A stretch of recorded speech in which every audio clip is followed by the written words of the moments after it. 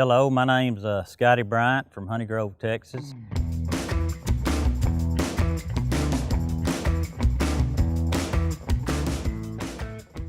I got into collecting signs years ago. I can remember riding around with my granddaddy when I was a little truck and going to the full service gas stations and, you know, seeing the porcelain signs, the Texaco and the Exxons, and I always thought that was neat. And got to collecting signs because it takes me back to something that we've lost, it seems like. So I'd like to show y'all around today of what I got. It's nothing real special, but it's special to me. A lot of these signs come from around Honey Grove and were given to me by some good friends.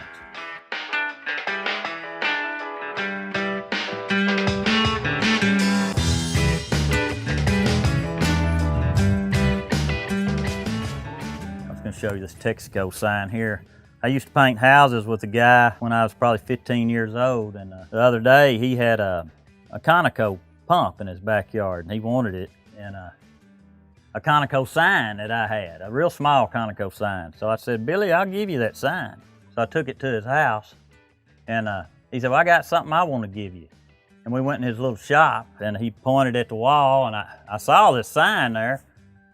And I said, what are you gonna give me? He said, I'm gonna give you this sign right here. I said, oh no, you can't do that. But he did. He gave me that sign because he said he wanted to make sure it was taken care of. I thought that was a pretty special deal. Yeah, I can remember the Texaco station here in Honey Grove, Nunley's Texaco, right off the square, going there with my granddaddy, and there's a man that'd come out and clean your windows and put your gas in and fix your flats. It was a real good memory, matter of fact. These gas pumps right here. My granddaddy was a local farmer, cotton farmer here in Honey Grove, and this mobile gas and this Texaco were on his land. And back then, Texaco, if you bought your fuel from them, would furnish you a pump to pump your gas in your tractor. So these have got some special meaning to them. I think this is a 1948 pump, and I don't remember the year on that mobile gas down there.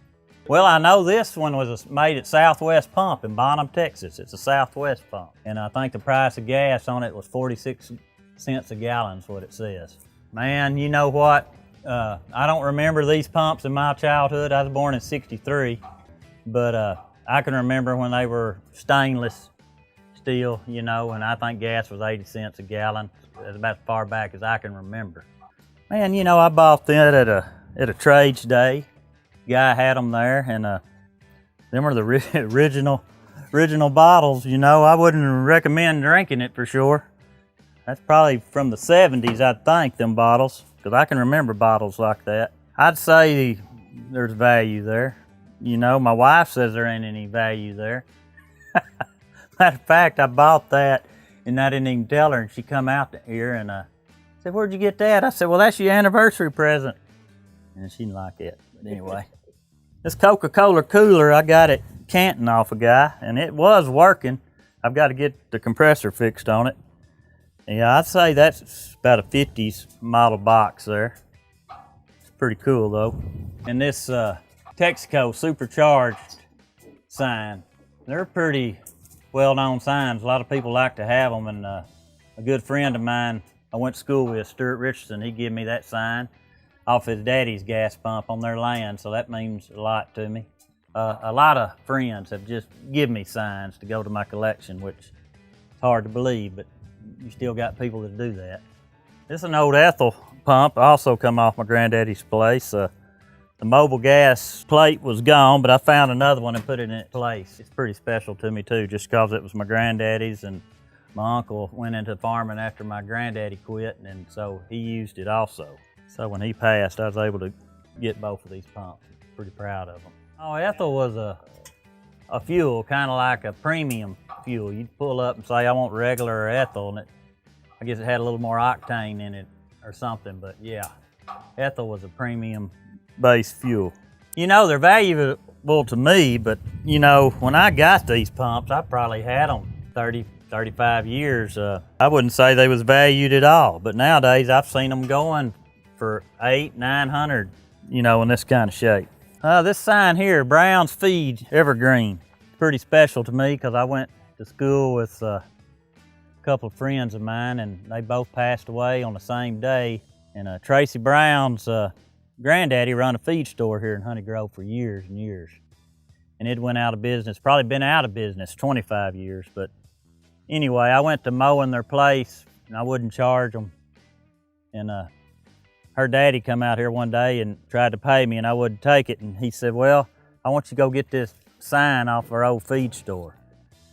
I want you to have it. So it means a lot to me. It come from Honey Grove, and it reminds you of days gone by. You know, this evergreen sign, it wasn't, I don't know how they did it. I think they did hand paint them, but this sign would have been completely green and shiny back in the day. And I'm sure they painted this up here, but this came from the factory where it says Evergreen Feeds. Yeah, these are all original except them two. Guy I worked with gave me that Sinclair sign. He only had one part of it. He found that in a creek. Anyway, he let me have it. My signs are pretty beat up. I ain't rich, but they mean a lot to me. They might not mean nothing to anybody else, but man, I love them. I think that rusty gold just brings out all the character in that Gulf sign there. Them Sinclair signs are really hard to find, and that Chevron dealer sign, you don't find any that big. And that's not very good shape, but it's a dang good sign. I don't have a backstory. I bought that at an antique store from Maverick over in Paris. He made me a good deal on that sign, and I did have to pay for that one. Paid a pretty good penny for that sign. But you can kind of tell by looking at it, it was probably patching a hole on a roof at one time. That's what people did with these old metal signs back in the day. They'd patch holes in fences or in the roof, and that sign probably wasn't worth $2 back then. But I can tell you, I probably paid $400 for that sign. Yeah, my wife got me that somewhere in Commerce for a Christmas gift. It's pretty much gone, but boy, it looks good to me. I was proud to get it. That was a gas company. I can't tell you the history on it, but it was a gas company. It's a nice little root beer thermometer I got years ago. It looks pretty cool. I like all them root beer. That company was gone before me. My mother remembers drinking that root beer. She really liked it. She said it was good. Let's go take a look at my collection on the inside.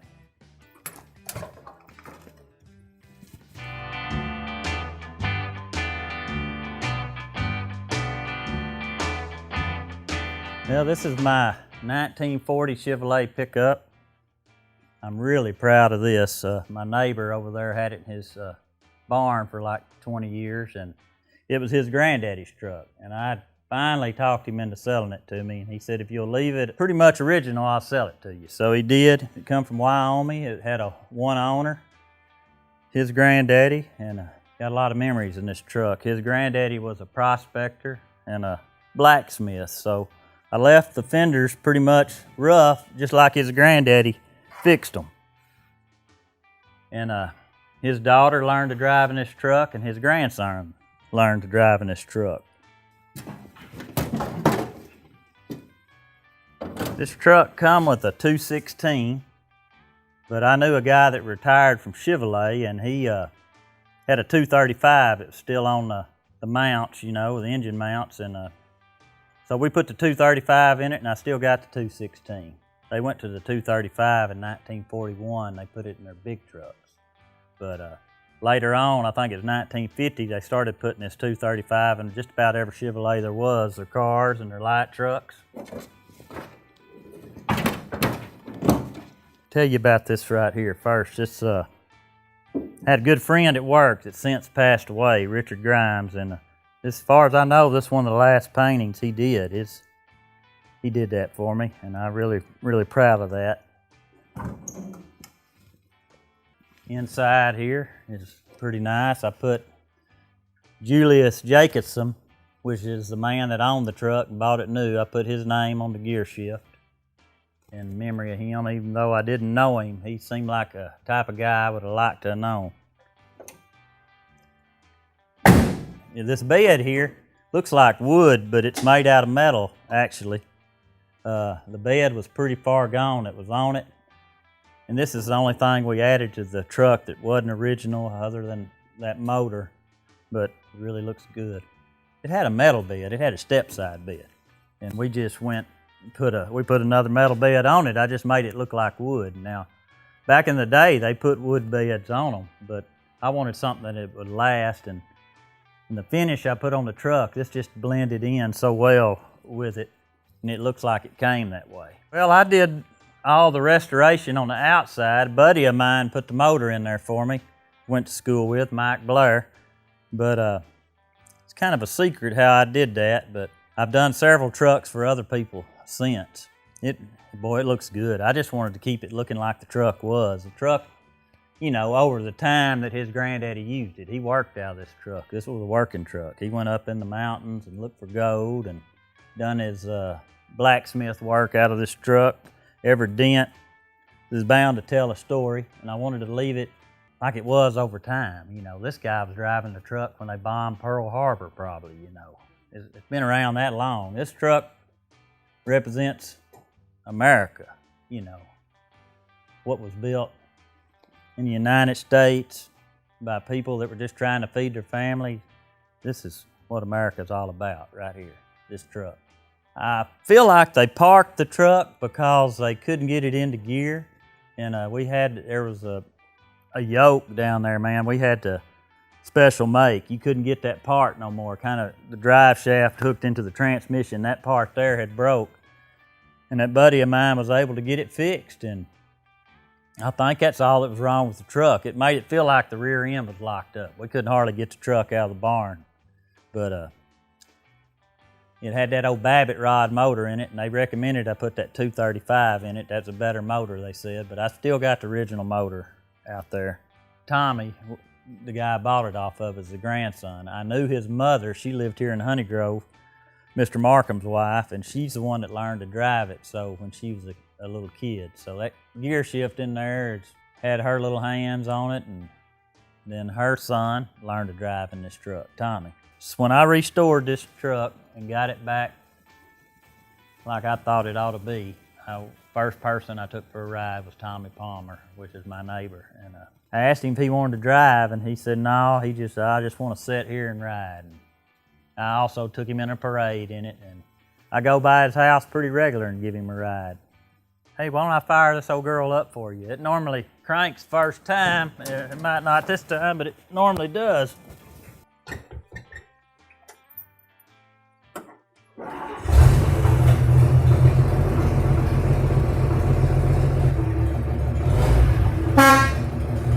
Got the original horn in it.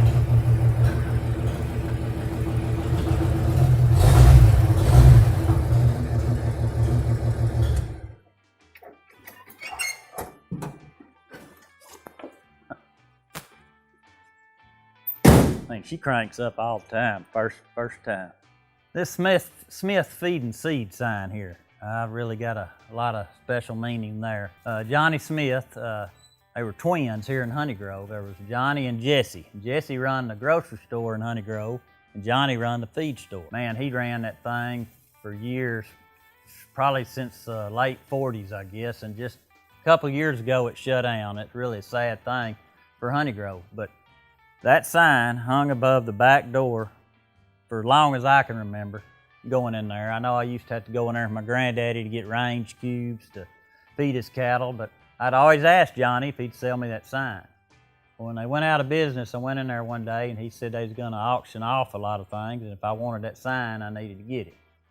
So anyway, I talked him into selling it to me, and he signed the back of it, and it was a special moment. And I asked him if he had any Purina checkerboard signs, and he said not that he knew of. Well, when they went to have the auction, probably 3 or 4 weeks before the auction, I snuck in the back door to see what was in there, and the people running the auction were from Dallas or something. And they said, you can't be in here. Well, I seen that Smith Feed sign right there, leaned up against the wall, and as you see, it's got the Purina checkerboard on it. Well, Johnny had done handed over, you know, to them, so he couldn't sell it to me. So I had to bid on that sign, and I bid way on up there to get it.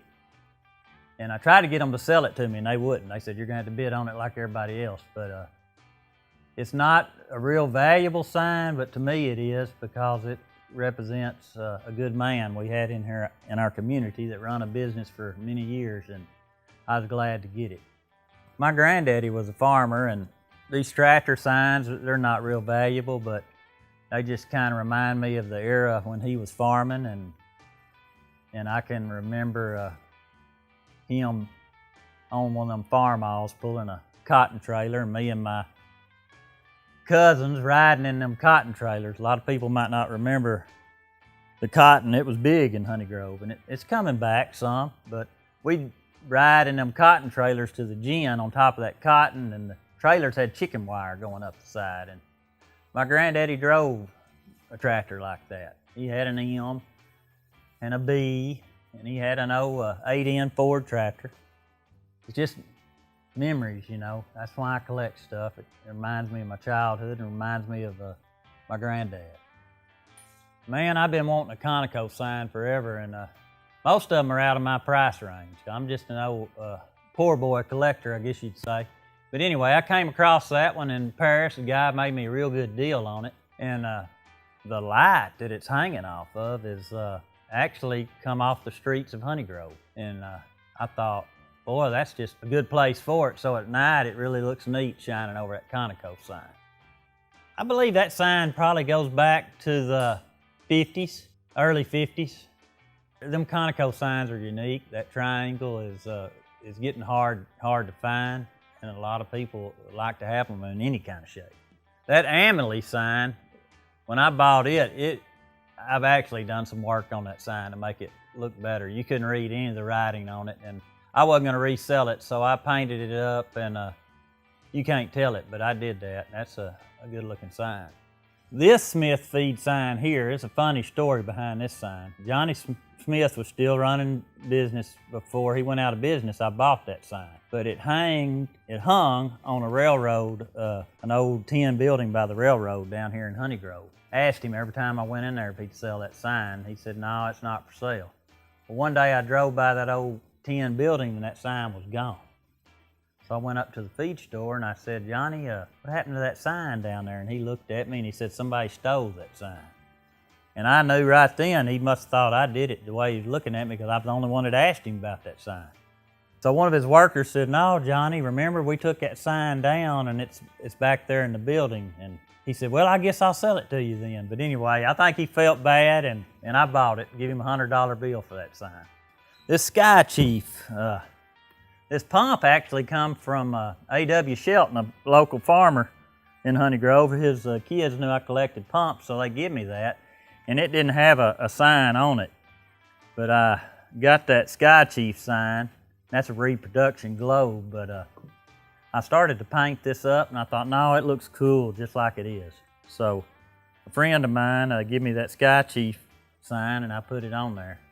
Yeah, that pump's probably a 1950. It's a Southwest pump made in Bonham, Texas. One of my best friends, Mike Blair, he bought an old Victorian house probably 20 years ago. He found that sign under the house, patching a hole underneath the house. And that's an old flag sign, and that's oil that Ford used to run in their vehicles. So that sign goes way back. That's probably a $900 sign. A lot of people probably don't know what this is, but these mowers wasn't made. I'm probably had 15 years they made these mowers, probably from the early 50s to the middle of the 60s.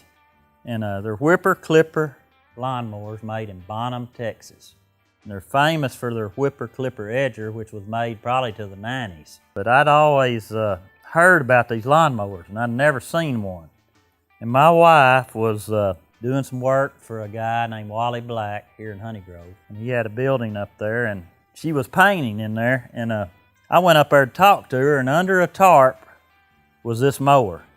And me being nosy like I can be, I pulled that tarp up, and this mower was there, which it didn't look like this. It looked more like this one. But I just gasped when I pulled that up. My wife says, what are you having a fit about? I said, I've never seen one of these in my whole life. And she said, well, he won't never sell it. But anyway, I called him and I said, Wally, I saw that mower up there. He said, yeah, I used to mow with that when I was a kid. My daddy bought that brand new in Bonham, Texas. I said, well, did you sell it? He said, Scotty, if you'll restore that mower, I'll let you have it. So we restored this mower. It's got a Clinton motor on it, which they don't make anymore, and I think Kohler, that's when Kohler come out, and they put Clinton out of business. But we restored it. It's called the Common Sense mower, and it was built in Bonham, Texas, and it runs. And this mower here is another whipper clipper. A friend of mine found it at a estate sale, and she called me. And the thing about these whipper clipper mowers, there's not much documentation on serial numbers and how long they were built, but I have a feeling this was a prototype because I know all of them were green and red, and this one is just red, and it's got the sticker on it,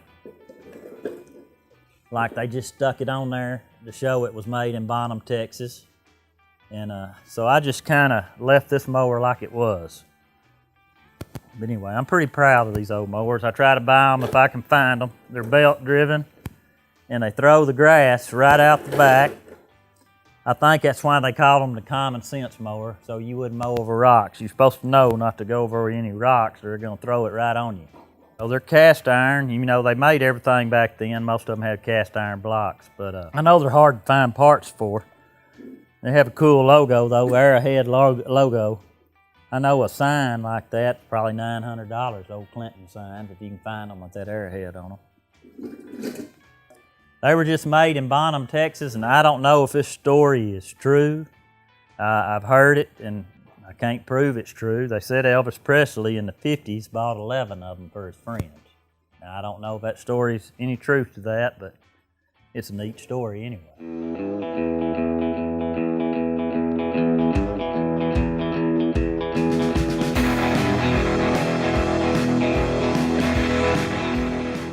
This Chevrolet clock is original.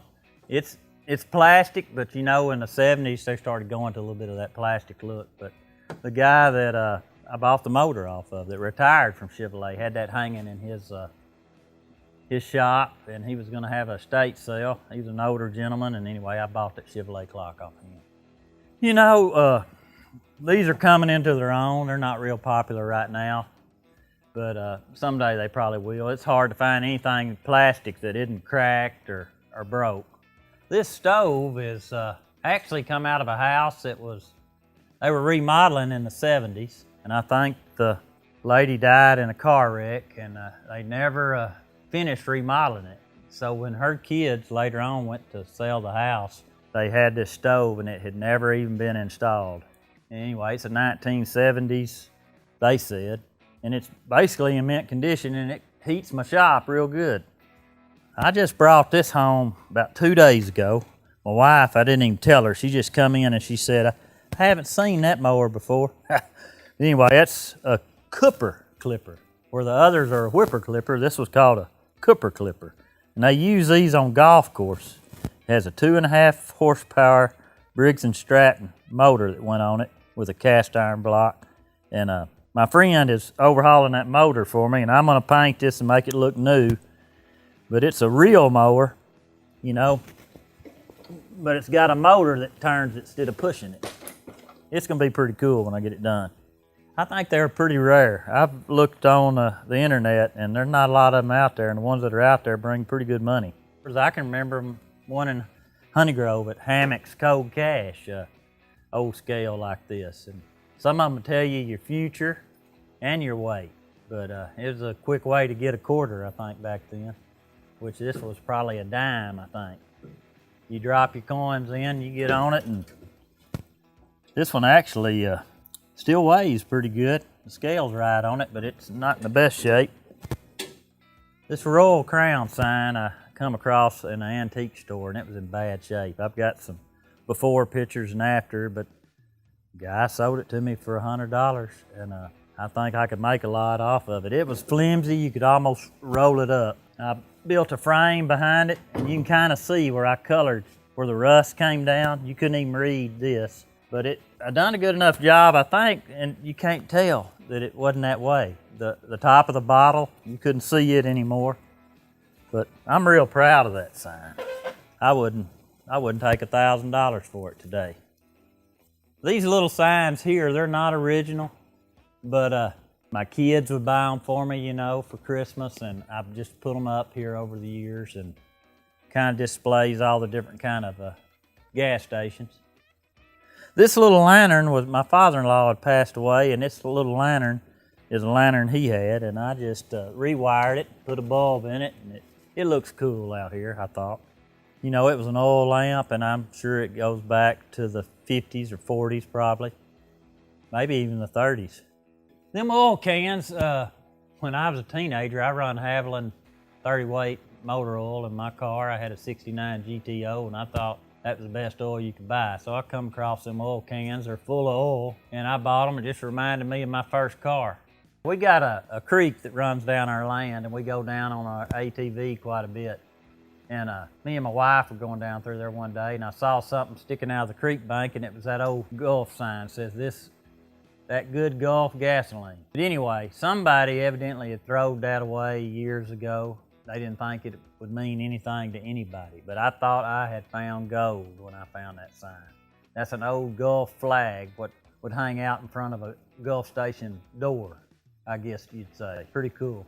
This co-op sign, it's a pretty cool sign. It's another one I had to build a frame for, but it's got enough rust on it.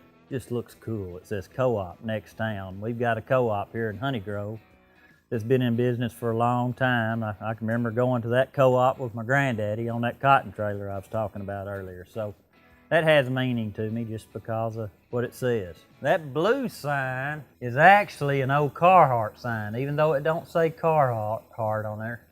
It's got the Carhartt logo, which was union made with the rail car on it. All their jackets back in the late 1800s, up in probably till the 1920 maybe, had that button on them. It said union made pants and overalls, and had that little heart emblem. And that's what that is no Carhartt sign. And I found that on a four-wheeler. I was riding through some tall grass, and I felt something under my tires, and that's another one of them finds I had that was kind of rare, but I actually found that sign. I think it's pretty dadgum rare, man. I mean, I've seen that sign in mint condition, which that sign's almost gone, you know, time's really weathered it.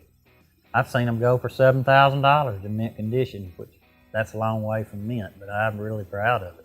Well, when I restored this truck, with the colors that's left on this truck, I happened to get this Carhartt sign here. Now, this is not original, but it looks cool on this truck, and it reflects what that sign would have looked like new. And I thought it kind of looked good on this truck. I've got an old home light that was my granddaddy's over here. It's pretty cool. It's in good shape. I mean, I left the dirt on it because that's the way my granddaddy used it. This is an XL12 home light saw that was my granddaddy's, and still got the dirt on it from when he used it. He traveled up and down this same road that I drive, and he had farmland down through here, and he bought this at Belois Nunley's lawnmower shop in Honey Grove. My brother got it for a while, and the other day he wanted to know if I wanted it, and of course I wanted it. That means a lot to me. Yeah, I've got an old case sign here I bought years ago because I collect case pocket knives. It got good color on it, and it ain't real old, but it represents a company that was in business since 1847. And case knives are made in the USA. Right now, I don't know how much longer they will be, but they still are right at the moment. That Coca-Cola up there is a pretty rare sign. It's in mint condition. It's from the late 50s, early 60s. It's called a Coca-Cola sled.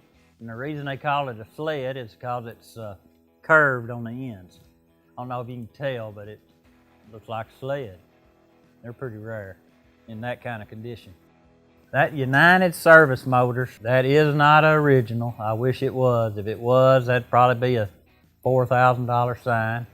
But that means as much to me as any original sign somebody could give me. Matter of fact, I wouldn't trade that for an original sign because I had a good friend that died of cancer, and he struggled with cancer for 15 years. And I mowed his yard for free because he couldn't do it. And he finally passed from cancer. And his wife sent me that in the mail. And she's a really good lady. But she said I had a gift of service. And she bought me that sign, and I put their names on the back of it. And every sign I've got that was given to me, I write the person's name on the back of it. And yeah, it means a lot to me, that sign does. You got to me a little bit there. That's awesome. Yeah. Yeah, that guy was a basketball coach here. And yeah, it's tough to lose him. Yeah, I'll show y'all this cool little thing here. It's called a Springfield duster. And a man gave this to me, believe it or not. I walked over there and I said, man, that's a cool duster. And he said, since you know what that is, you can have it. He goes, I don't think a lot of people would even know what that is. What they do with the tops gone on it, they pour their dust in it. It's got an adjustable neck. It even goes out farther than that. They strap this thing around them kind of like a guitar. And they turn that and they blow dust out the end. It's like a garden duster. And you know, a long time ago, they might have used it in the cotton fields, because my mother says she can remember her daddy waking them up and they would put buckets on a stick over their neck and they go down the cotton rows and shake dust out. Anyway, that's a neat thing that goes way back. I don't know how far back, but that goes way back. You know, I think this thing might go back to the 20s or the 30s, be my best guess. Well, that Model A front, man, I know I keep talking about mowing people's yards, but that was another yard I was mowing for free. It was a Victorian house up here in Honeygrove. And there's an elderly couple out there mowing one day. Two of them were pushing a mower, a push mower, and I'm talking, these people were old. And so I stopped and I said, man, I'll mow that yard for you. And they ended up mowing the yard for a good while. Anyway, the man passed away years later and they had a estate sale, and I picked up that little cover there off the radiator, you know, just kind of remember that old couple by, and that's where that came from.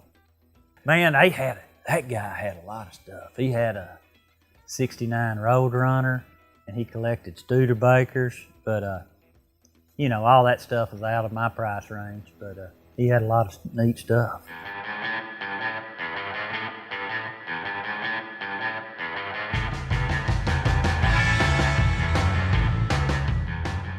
I got a few more cool things out here. This is a pretty cool story here. I don't know if you know anything about guns, but Savage Arms, they make rifles today, like high-powered rifles, deer hunting rifles. There was an old wrecking yard in Honeygrove, and they tore it down maybe 10 years ago, and this was out there, and this is a Savage lawnmower. Savage used to make lawnmowers, and during the war, they quit making lawnmowers and went to making guns, and they never went back to making lawnmowers anymore. But this is an old Savage lawnmower, and it's got the handlebar, like if you're against the wall, you can put it right up against the wall, doesn't take any space. This mower still runs, got an old Briggs motor on it, but it's pretty cool. And if you look, it says Savage Arms right there. And then it's got the old Indian head Savage emblem on it. And that is a cool mower. Them are old. One of them's an old I've actually got the owner's manual, so that Craftsman, none of them run. Them are old 2-cycle motors, like you put on a chainsaw. So it's hard to find parts for these mowers, but they represent what they were, you know. They're still cool looking mowers. My wife wouldn't think they're cool, but I do. That's old cast aluminum deck on that Craftsman they went to, and probably went to that in the late 60s and tried it, and they quit using that because they cracked real easy, and this one don't have a crack on it. You know, this is probably the 50s. I really would like to get this one fixed up, because boy, it is just tiny little mower. It looked cool. That mower was solid red, brand new. I bet it looked good. Man, my tiller quit on me the other day. I'd had since probably 1980. I got on Swap Shop, and I'm always looking for old cool stuff. I come across this Troy-built horse tiller. The serial number said it dates back to 1976, which a lot of people might not think that's old, but that's old. It's 44 years old or so. And I researched, that's the year they went to the electric start. This actually had an electric start on it. It's got a Tecumseh cast iron motor on it, 6 horsepower, But we got it going. It smokes a little bit, and I don't know if she'll crank up right now or not, but we can give it a try. She's a little cold-natured, but pretty cool motor on it. And it sets up, looks tough, but anyway, we got her running. I'm gonna paint her up and put the decals on it whenever I can.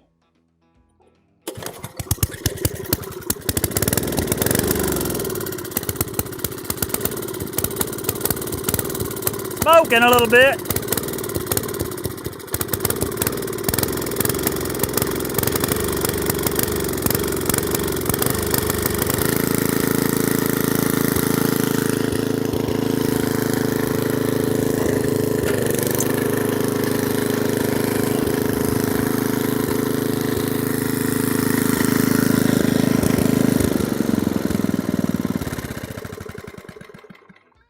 Yeah, we're gonna have to put a starter drive motor on it. That electric start will work most of the time, but if it hits in that one spot, it won't. Anyway, we'll get that fixed. Yeah, that's gonna look good when I get the emblems on it, because that old emblem's got that Indian head on it. I'm gonna paint it up, put all the emblems on it.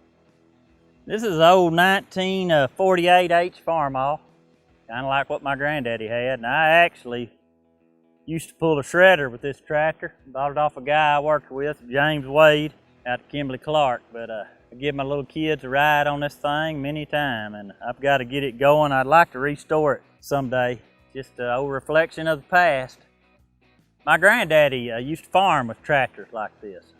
Farmalls, the McCormick Farmall. He had a B, a C, and a H, I can remember.